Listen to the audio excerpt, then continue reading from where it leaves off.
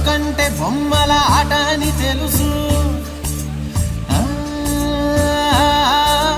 కథ అని తెలుసు, కథ అని తెలుసు, కథలన్నీ కంచికే చేరునని తెలుసు, తెలుసు తెర తొలుగుతుందని, తెలుసు తెల్లారుతుందని,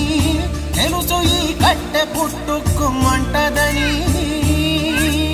తెలుసు ఈ మట్టి మట్టిలో కలిసిపోతదని, ఎన్ని తెలిసి రకాటంలో పడిపోతావు ఎందుకని? మాయా